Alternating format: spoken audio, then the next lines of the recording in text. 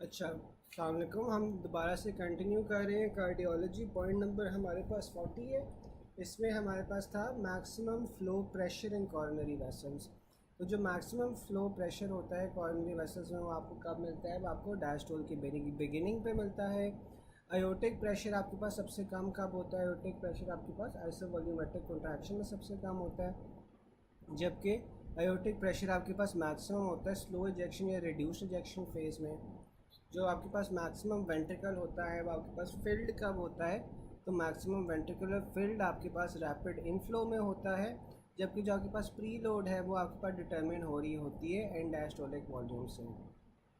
जो maximum aortic pressure होता है, मैक्सिमम आयोटिक प्रेशर आपके पास स्लो इजेक्शन के ऊपर होता है। Which of the following values are best indexes of preload on heart? तो प्री लोड ऑन हार्ट के लिए आपके पास क्या चीज़ आप देखते हो? Left ventricular end diastolic volume देखते हो। Maximum left ventricular pressure is during the period of rapid ejection. Ventricular filling में आपके पास हाईएस्ट प्रेशर कब होता है? रैपिड फिलिंग फेज में। वेंट्रिकुलर प्रेशर हाईएस्ट आपके पास कब होता है? फर्स्ट थर्ड ऑफ डायस्टोल में। In a cardiac cycle semi lunar valves आपके पास कब खोलेंगे? तो सेमी ल्यूनर वाल्व्स आपके पास खुलते हैं ड्यूरिंग रैपिड वेंट्रिकुलर इंजेक्शन। जो कॉर्नरी ब्लड फ्लो होता है वो आपके पास मेनली किससे मेंटेन हो रहा होता है? मायोकार्डियल ऑक्सीजन कंजम्पशन से। Maximum left ventricular pressure in young adult young healthy individual आपके पास 120 mmHg होता है। At what pressure right ventricle does pulmonary valve open? तो आपके पास वो 8 mmHg पे खुलता है। ऑल्सो रिमेंबर जो आपके पास एयोटिक वाल्व होता है वो आपके पास खुलता है when जब लेफ्ट वेंट्रिकल का प्रेशर आपके पास एक्सीड कर जाता है 80 mmHg। फिर आपके पास आता है which of the following is responsible for AV nodal delay? तो आपके पास एवी नोडल डिले में आपके पास वेंट्रिकुलर फिलिंग होती है। The maximum systolic pressure in which artery? तो आपके पास मैक्सिमम सिस्टोलिक प्रेशर आपके पास रीनल आर्टरी में होती है। हाईएस्ट पल्स प्रेशर आपके पास कब होती है? जो हाईएस्ट पल्स प्रेशर होती है femoral artery, greater than popliteal artery, greater than aorta. फिर आपके पास हाईएस्ट मीन आर्टेरियल प्रेशर जो सी होती है वो आयोटा में होती है। हाईएस्ट सिस्टोलिक प्रेशर, जो सिस्टोलिक प्रेशर आपके पास हाईएस्ट होती है वो रीनल आर्टरी में होती है, जबकि जो हाईएस्ट ऑक्सीजन टेंशन है वो आपके पास पल्मोनरी आर्टरी में होती है। ठीक है। फिर आपके पास एट्रियल फिब्रिलेशन में क्या हो रहा होता है? तो एट्रियल फिब्रिलेशन में आपके पास पल्स डेफिसिट होता है। ठीक है। Diastolic murmur and weak radial pulse, तो आपके पास डायस्टोलिक मर्मर और साथ में वीक रेडियल पल्स आपको किस में मिलेगी? आयोटिक रीगर्ज में। Most important clinical feature water intoxication का क्या होगा? जब आप पानी ज़्यादा पी लेते हो वाटर इंटॉक्सिकेशन हो जाती है तो इसमें आपको स्लो पल्स मिलती है। फिर weak pulse in lower limb then upper limb, तो ये रेडियो फेमोरल डिले है। रेडियो फेमोरल डिले आपको किस में मिलता है? कोऑक्टेशन ऑफ आयोटा में। A player presented to ER with weak pulses in the right hand and fracture of first rib after a game, तो जब भी आपके पास फर्स्ट रिब आ जाएगी तो आपने सबक्लेवियन को चूज़ करना है। फिर सेप्टो मार्जिनल ट्यूबरकुलर या मॉडरेटर बैंड जौन सा होता है वो आपके पास राइट वेंट्रिकल के अंदर होता है। इनफंडिबुलम जौन सा होता है वो भी आपके पास राइट वेंट्रिकल में होता है, और इनफंडिबुलम जौन सा होता है वो सप्लाई हो रहा होता है बाय राइट कोनस आर्टरी। ठीक है। यहाँ तक किसी को कोई पॉइंट ना समझ आई हो? यहाँ तक किसी को कोई पॉइंट ना समझ आई हो, दोबारा एक्सप्लेन करना हो, दोबारा पढ़ना हो तो आप लोग बता दो यार।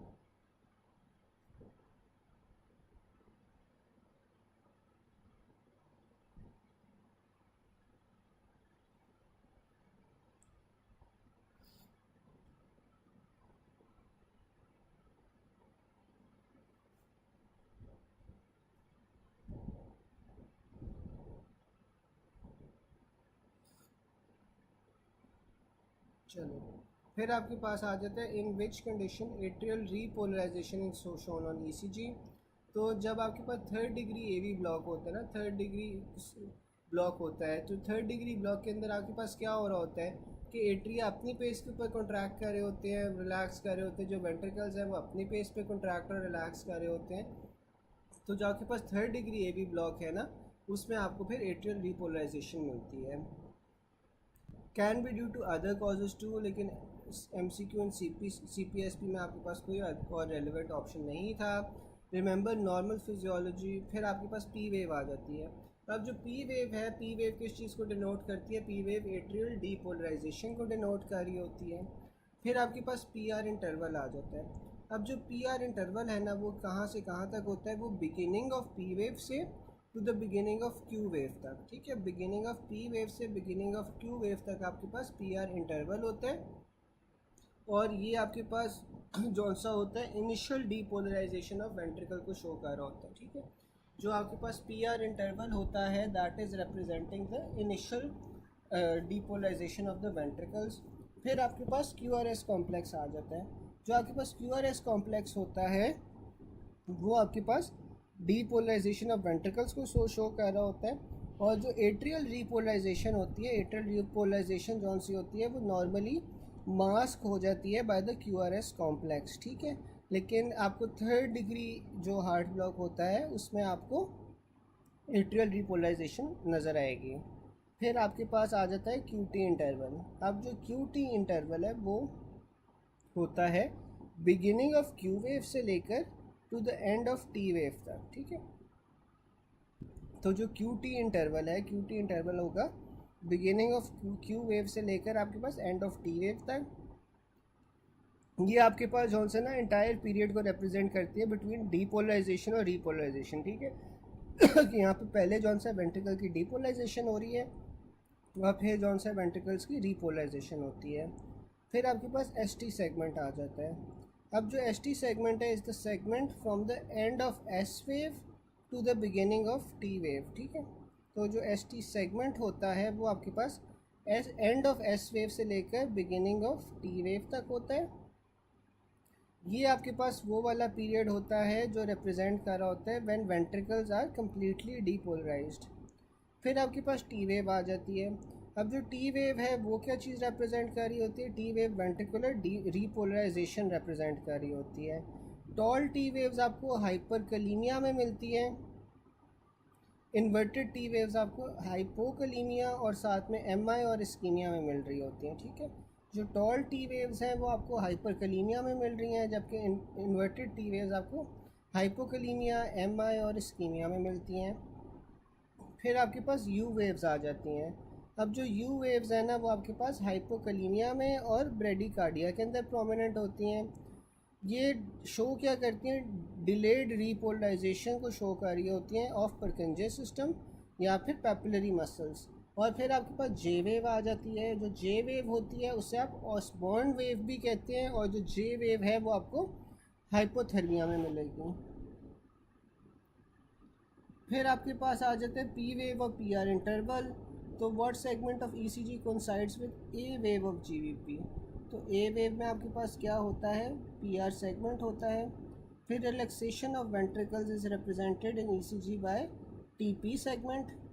फिर atrial extra systole beat on E C G आपके पास क्या होगा, A B nodal delay. P R interval on E C G denotes A B nodal conduction. In which of the following conditions atrial depolarisation is evident. तो आपके पास वो third degree heart block होता है। P R interval on E C G shows time taken from atrial depolarisation to ventricular repolarization start. A part of E C G from end of P wave to the start of R wave आपके पास क्या होता है, P are segment होता है, ठीक है। जो आपके पास पी आर इंटरवल था, पी आर इंटरवल कहाँ से कहाँ तक था, from beginning of P wave to beginning of Q wave. जबकि आपके पास जो पी आर सेगमेंट है वो कहाँ से कहाँ तक है, सॉरी वो पी आर सेगमेंट जो सा वो आपके पास कहाँ से कहाँ तक है, पी आर सेगमेंट आपके पास एंड ऑफ पी वेव से लेकर स्टार्ट ऑफ आर वेव तक है, ठीक है। फिर आपके पास आ जाता है A B nodal delay on E C G. अब जो A B nodal delay E C G में है वो आपके पास पी आर इंटरवल से एसोसिएटेड होता है। When A V conduction velocity is slow down what will be seen, तो आपके पास इंक्रीज पी आर इंटरवल हो जाएगा। एब्सेंट पी वेव्स आपको नोडल रिदम में मिलते हैं। Absent P waves on E C ji which of the following is not shown on E C G, तो आपके पास एट्रियल सिस्टोली नहीं शो होगा। फिर आपके पास क्यू आर एस कॉम्प्लेक्स आ जाता है। Time of E C G starting from atrial depolarisation to ventricular systole आपके पास क्यू आर एस कॉम्प्लेक्स होता है। Which of the following represents ventricular systole on E C G, तो आपके पास वो क्यू आर एस कॉम्प्लेक्स होगा। Ventricular systole on E C G corresponds with Q R S complex. जबकि अगर वो पूछ ले कि कंप्लीट वेंट्रिकुलर सिस्टोली ई सी जी पे आपको कब मिलेगा, तो एस टी सेगमेंट में मिलता है।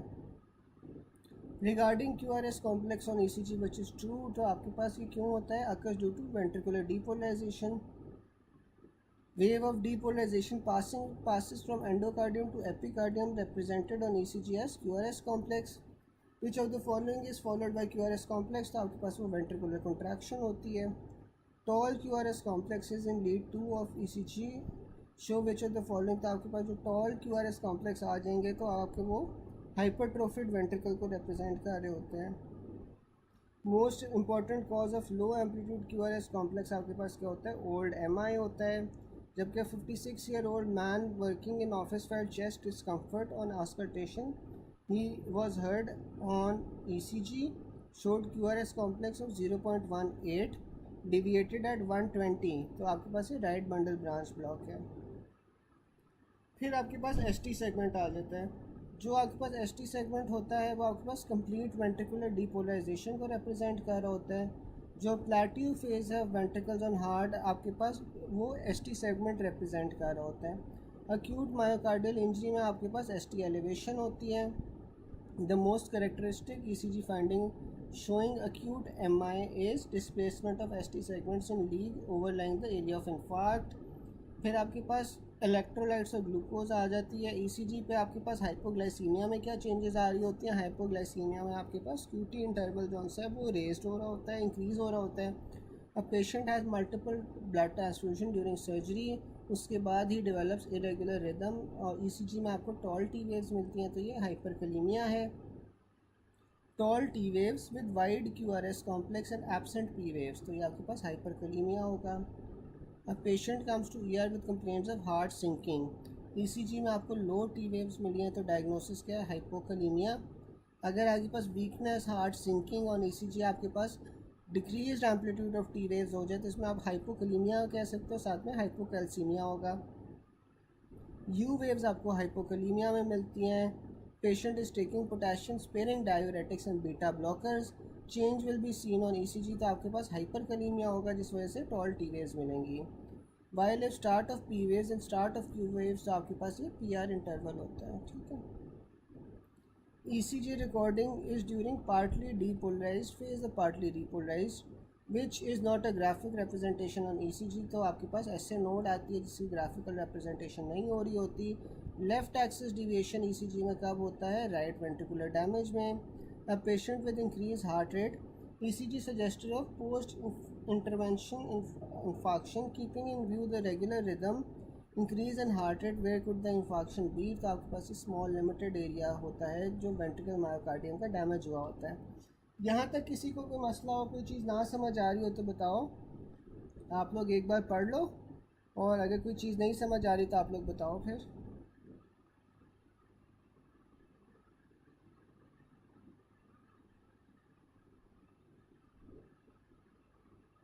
ECG में किसी को कोई मसला हो?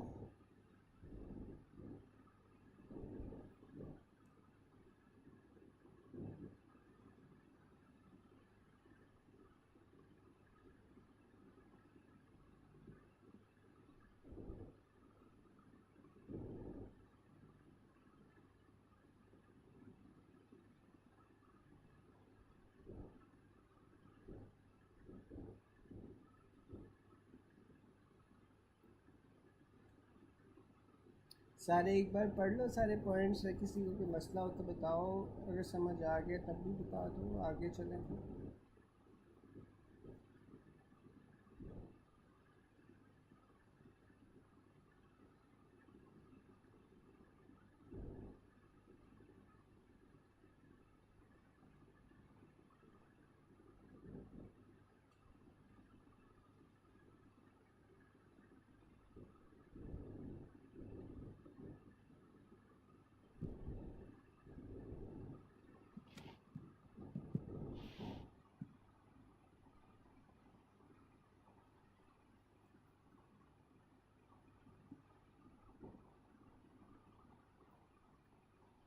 चलो, अब इसमें क्या है कि patient with increase heart rate. अब एक पेशेंट है उसका हार्ट रेट जो है ना वो इंक्रीज़ हुआ हुआ है. ECG आपको क्या सजेस्ट कर रही है कि कोई पुराना इन्फेक्शन हुआ हुआ है. ठीक है. पेशेंट है उसका हार्ट रेट इंक्रीज है और ईसीजी सजेस्ट कर रही है कि उसे कोई पहले इन्फेक्शन हुआ था, प्रीवियस इन्फेक्शन की हिस्ट्री दे रही है।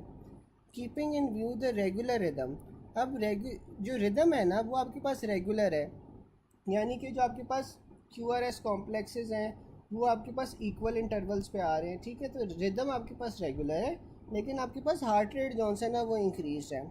तो आपके पास इन्फेक्शन वो पूछ रहा है कि कहाँ पे होगा, ठीक है। तो इसका क्या मतलब है कि आपके पास ना हार्ट का कोई छोटा सा एरिया है, वहाँ पे आपके पास जो ब्लड सप्लाई है ना वो नहीं पहुँच रही, वहाँ पे आपके पास ब्लड सप्लाई नहीं पहुँच रही, तो वहाँ का जो मायोकार्डियम का एरिया है ना वो डैमेज हुआ हुआ है। अब उस मायोकार्डियल एरिया को डैमेज के कॉम्पनसेशन के तौर पे आपके पास क्या हो रहा है कि हार्ट रेट इंक्रीज़ हो रहा है, ठीक है। हार्ट जौन सा है वो ज़्यादा पंप करने की कोशिश कर रहा है या ज़्यादा काम करने की कोशिश कर रहा है to compensate for that small area जहाँ पे आपके पास ब्लड सप्लाई कम है या वहाँ पे आपके पास जो वेंट्रिकल है वो डैमेज हुआ हुआ है। तो बाकी हार्ट जौन सा है ना वो कॉम्पनसेटरी जौन सा है वो हार्ट रेट इंक्रीज़ कर रहा है, लेकिन जो रिदम है रिदम आपके पास वो नॉर्मल है, ठीक है। डॉक्टर रामील ये समझ आ गया ये वाला पॉइंट?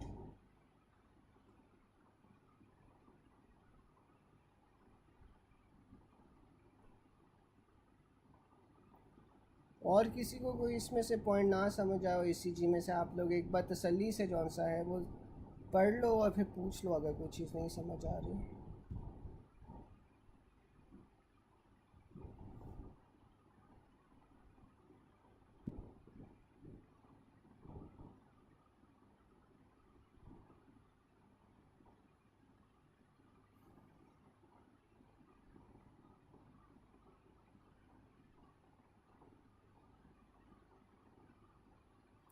अच्छा, फिर वो बता रहा है कि जो हाइपोकलीमिया होती है ECG में, हाइपोकलीमिया किस तरह रिप्रेजेंट होती है बाय यू वेव। जो हाइपरकलीमिया होती है, हाइपरकलीमिया में आपको टॉल टी वेव्स मिल रही होती हैं। हाइपोकलीमिया हो गया, इस्कीमिया हो गया, MI हो गया, यहाँ पे आपको इन्वर्टेड टी वेव्स मिलेंगी। और जो सबसे ऑब्वियस ECG चेंजेस होती हैं MI में, वो आपके पास ST एलिवेशन होती है। फिर आपके पास आगे आ रहा है thalassaemia patient requires frequent multiple transfusions over a period of time, they are at risk of developing hemosidrosis, ठीक है। तो अगर आपके पास मल्टीपल ट्रांसफ्यूजन्स हो रही हैं over a period of time, तो ये आपके पास हीमोसिड्रोसिस या हीमोक्रोमेटोसिस कॉज करता है। अगर आपके पास मल्टीपल ट्रांसफ्यूजन मैसिव ट्रांसफ्यूजन्स हो रही हैं, तो मैसिव ट्रांसफ्यूजन्स में आपके पास हाइपोकैल्सीमिया होगा। फिर आपके पास मल्टीपल ट्रांसफ्यूजन्स में आपके पास हाइपरकलीमिया होगा, ठीक है। मल्टीपल ट्रांसफ्यूजन्स में हाइपरकलीमिया होगा। रिपीटेड ट्रांसफ्यूजन्स और या मल्टीपल ट्रांसफ्यूजन्स अगर पीरियड ऑफ टाइम आ जाए तो हीमोक्रोमेटोसिस या हीमोसिट्रोसिस होता है, जबकि मैसिव ट्रांसफ्यूजन्स के अंदर आपके पास हाइपोकैल्सीमिया होता है। TP सेगमेंट वाला मैं बता देता हूँ।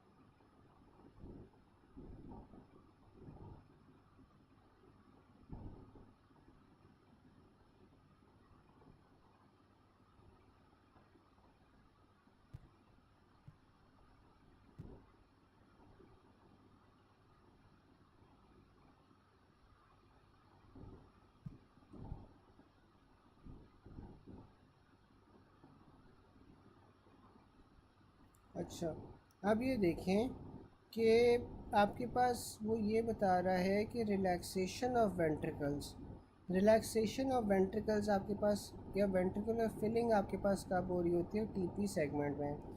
अब जो आपके पास टी वेव बनती है टी वेव में क्या होता है? टी वेव में आपके पास वेंट्रिकल्स की रीपोलराइजेशन होती है, ठीक है।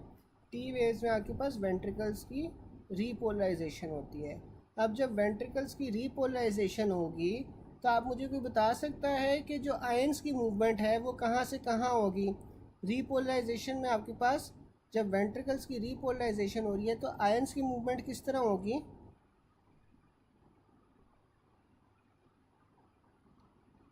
टी वेव्स के अंदर आपके पास आयंस की मूवमेंट कैसी होगी? टी वेव में जो आपके पास वेंट्रिकल रीपोलराइजेशन हो रही है,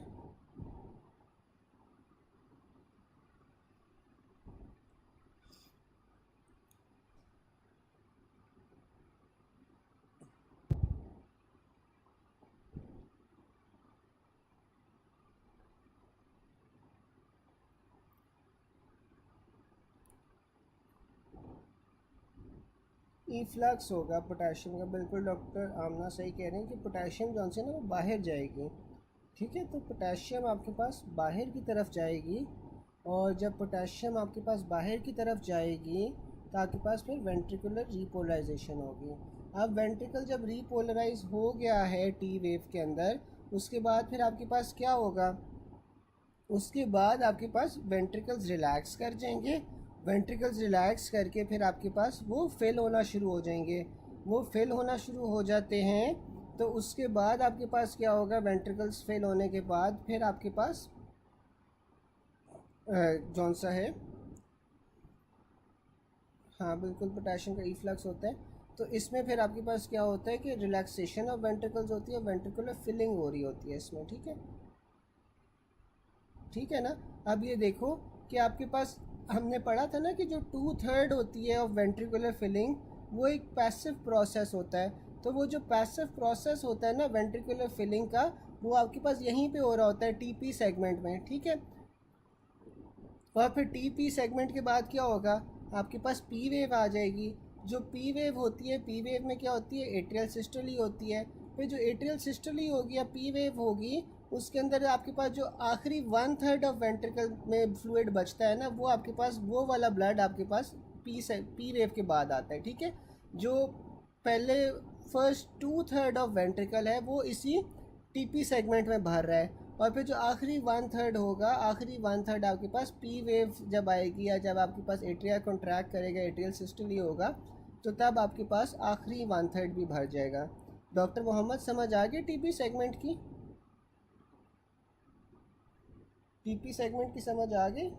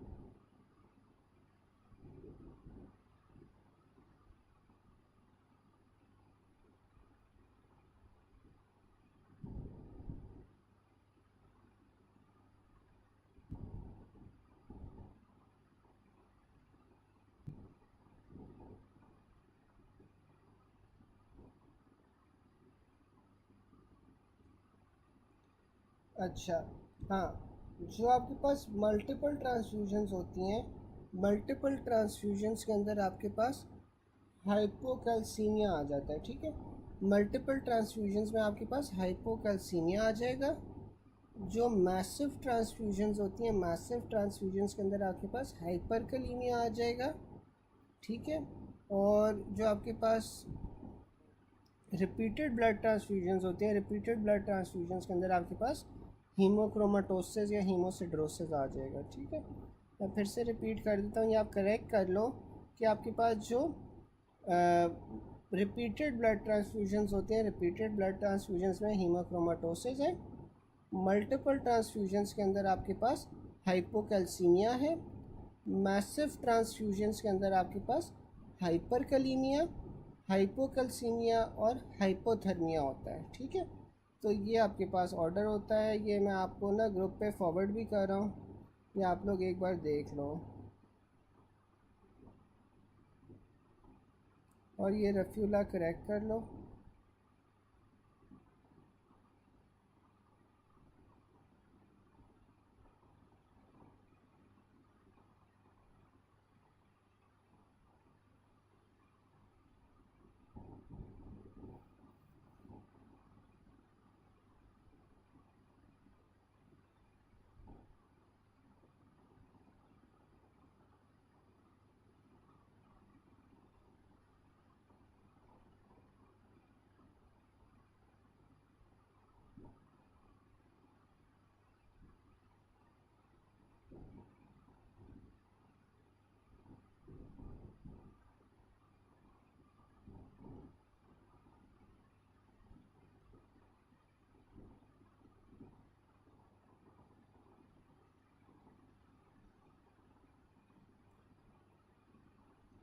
जी डॉक्टर आमील और डॉक्टर सफ़ाना, अब आपको ये पॉइंट्स क्लियर हो गए?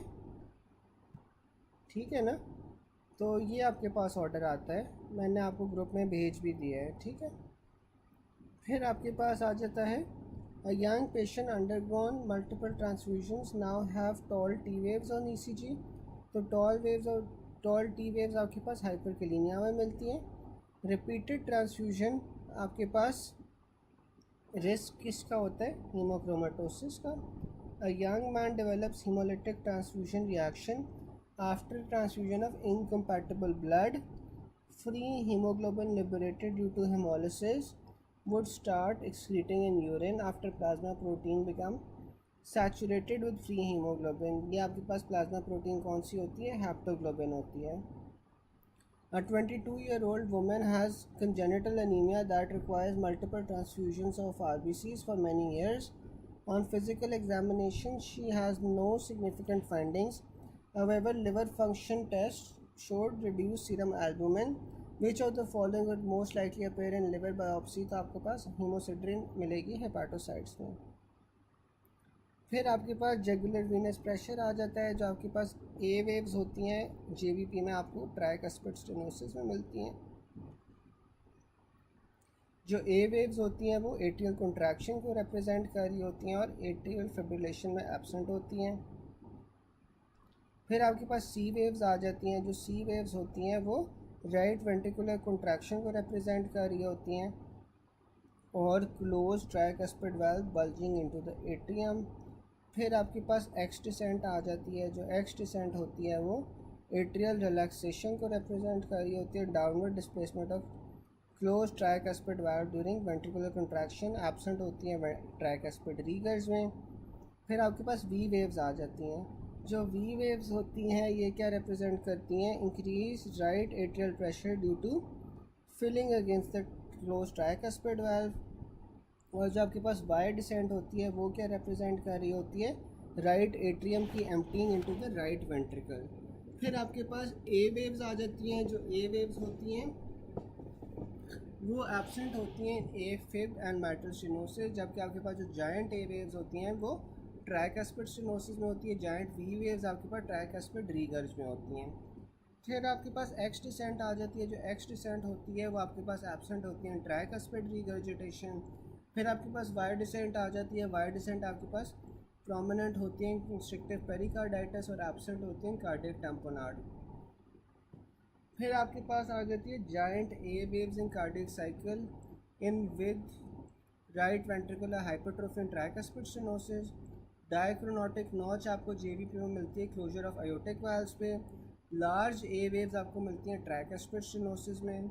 सी वेव्स आपके पास क्लोज ट्राइकस्पिड वाल्व दिखा रही होती हैं with JVP wave will be absent in metal stenosis, तो आपके पास वो ए वेव होती है। सी वेव्स आपके पास अकर होती हैं ड्यूरिंग राइट वेंट्रिकुलर कंट्रैक्शन।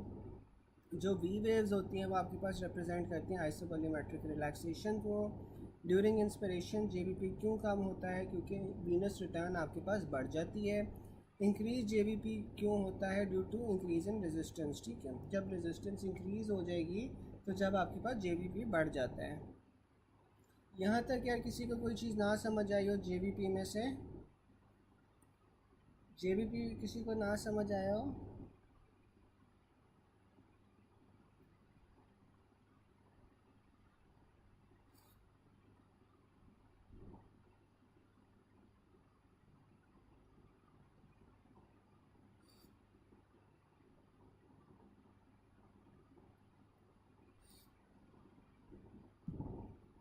फिर आपके पास आ जाता है ईसीजी में आपके पास P wave is replaced by irregular waves.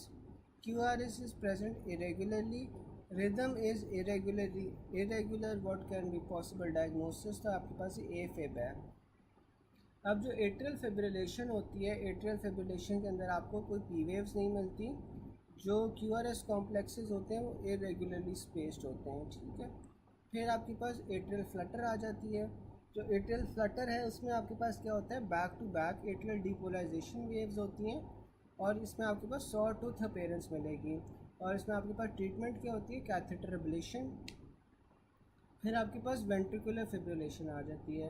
अब जो वेंट्रिकुलर फिब्रिलेशन है इसमें क्या होता है, एराटिक रिदम होता है विद नो आइडेंटिफाइबल वेव्स, और ये सीपीआर के बगैर ये फेटल होता है और इमीडिएट डिफिब्रिलेशन अगर आप नहीं करते।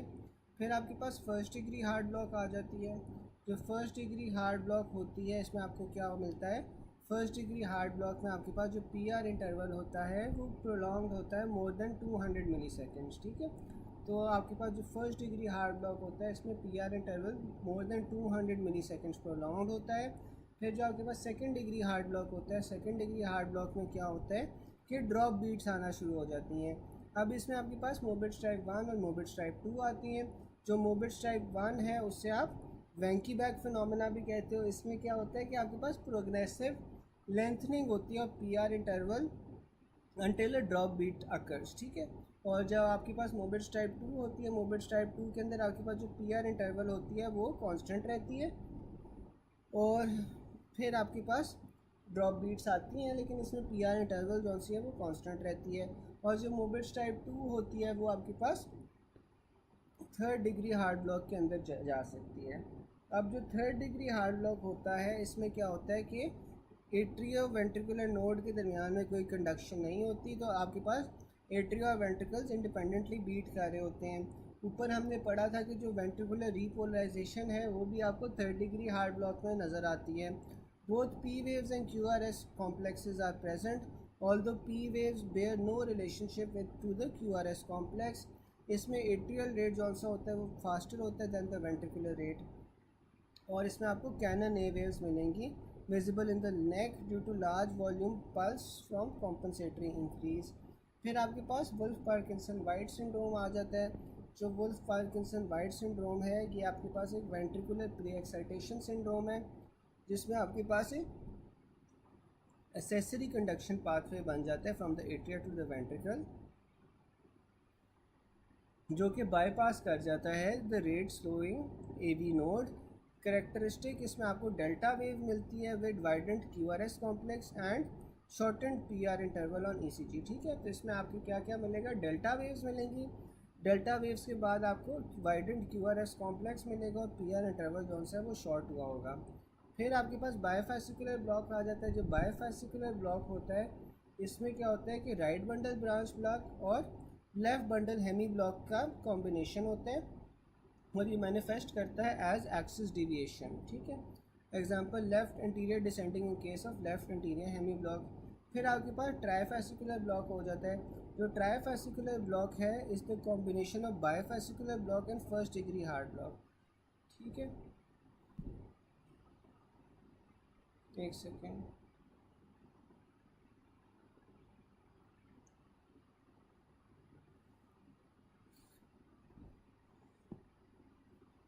फिर आपके पास आ जाता है atrial fibrillation.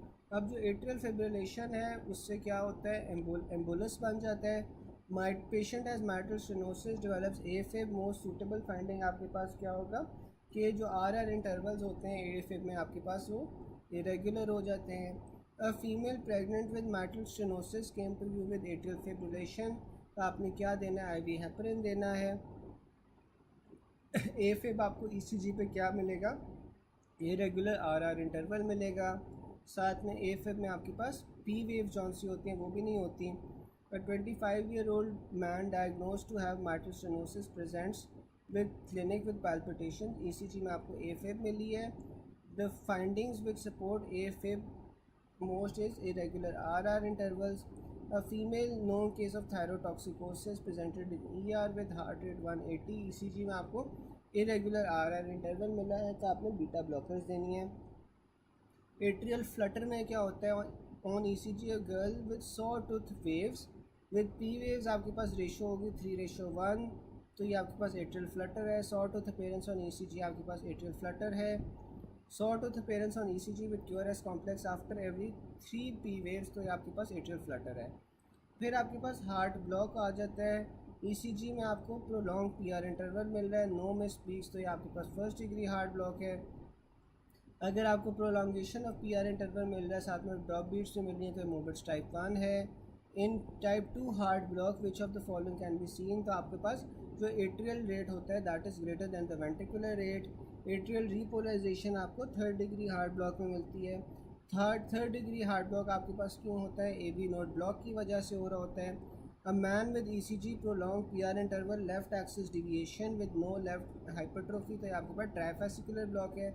Second degree block वो most likely result in atrial rate more than ventricular rate. फिर एरिथमियाज आ जाते हैं। एरिथमियाज है women usually feels tachycardic during exercise in stress which settles down with rest, तो ये आपके पास साइनस टैकीकार्डिया है। अब patient comes with SVT, what should be given, तो SVT में आपने एडिनोसिन को प्रेफर करना है over verapamil. A 60-year-old male admitted in medical ward with ischemic heart disease and complaints of palpitation, dyspnea, sinking of heart, syncope. ECG में आपको अब normal QRS complex मिल रहा है विद रेट बिटवीन 140 to 200, तो ये ventricular tachycardia का scenario है, तो इसमें आपने लाइडोकेन देनी है। अगर इस्कीमिक हार्ट डिजीज़ है तो उसमें आपने lidocaine is greater than amiodarone. Which of the following drug is use to prevent tachydysrhythmias, तो इन वुल्फ पार्किंसन तो आपने डोपेरिडोल देनी है। फिर left axis deviation on ECG आपको किस तरह मिलेगी? राइट वेंट्रिकुलर टिश्यू डैमेज होगा। Absent P waves on ECG आपके पास अकर होती है नोडल रिदम में। री एंट्री सर्किट आपको पैरोक्सिस्मल नोडल टैकीकार्डिया में मिलता है। ठीक है, यहाँ तक सबको समझ आ गई? यहाँ तक किसी को कोई पॉइंट ना समझ आया हो, या आप चाहते हो कि कोई पॉइंट मैं एक्सप्लेन कर दूँ? आप लोग एक बार पढ़ लो और मुझे बता दो अगर कोई चीज़ कंफ्यूज कर रही है तो।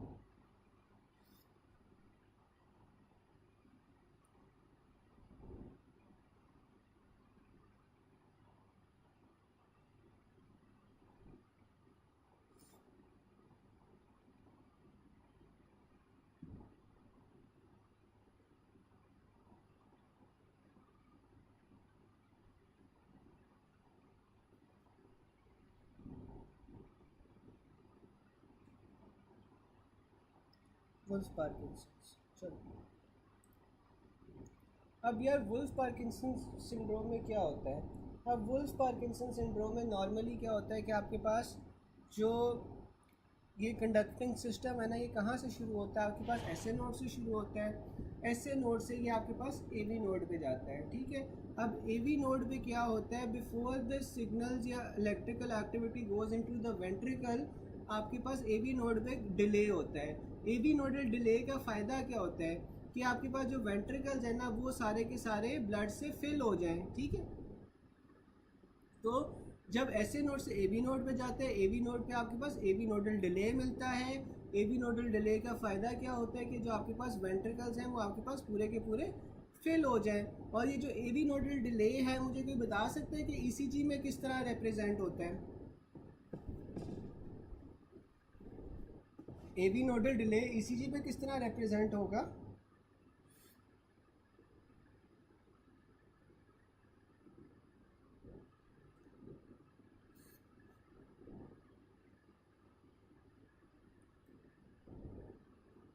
PR इंटरवल से होता है ना, PR इंटरवल जो सा होता है वो AV नोडल डिले को रिप्रेजेंट कर रहा होता है। अब वुल्फ पार्किंसन वाइट सिंड्रोम में क्या होता है? अब वुल्फ पार्किंसन वाइट सिंड्रोम में ना आपके पास एक एसेसरी पाथवे बन जाता है from the atria to the ventricles. ठीक है, तो AV वुल्फ पार्किंसन सिंड्रोम में आपके पास क्या होता है कि एक और पाथवे बन गया है जो कि एट्रिया से वेंट्रिकल्स का डायरेक्ट जो सा है वो इलेक्ट्रिकल एक्टिविटी को कंडक्ट कर रहा है विदाउट एनी वो जो AV नोडल डिले है। ठीक है, वहाँ पे आपके पास AV नोडल डिले नहीं हो रहा, आपके पास एक एसेसरी या एक एडिशनल पाथवे बन गया है between the atria and the ventricles. तो अब जो इलेक्ट्रिकल एक्टिविटी है ना वो बगैर किसी डिले के आपके पास डायरेक्टली एट्रिया से वेंट्रिकल्स में जा रही है। ठीक है, वो डायरेक्टली एट्रिया से वेंट्रिकल्स में जा रही है, तो उसमें आपके पास जो वेंट्रिकल्स हैं उन्हें टाइम ही नहीं मिलेगा फेल होने का। तो फिर आपके पास हार्ट क्या कोशिश करेगा? हार्ट आपके पास कॉम्पनसेशन के तौर पे हार्ट रेट इंक्रीज़ कर देगा ताकि ज़्यादा से ज़्यादा आप ब्लड जॉन से वो बाहर भेज सको। ठीक है, तो ये आपके पास होता है। फिर आपको ECG में क्या मिलेगा? ECG में आपको डेल्टा वेव्स मिलेंगी और साथ में वाइडेंट QRS कॉम्प्लेक्स मिलेगा और PR इंटरवल जौन सा है वो शॉर्ट हो जाएगा। ठीक है, क्योंकि इसमें शॉर्ट क्यों होगा? क्योंकि आपके पास वो जो AV नोडल डिले है वो हो ही नहीं रहा, क्योंकि आपके पास एक एसेसरी पाथवे बन गया है। ठीक है। तो ये आपको वुल्फ पार्किंसन वाइट सिंड्रोम में मिलती है और इसमें आप ड्रोपेरिडोल दे सकते हो। ठीक है डॉक्टर आमना, समझ आ गई?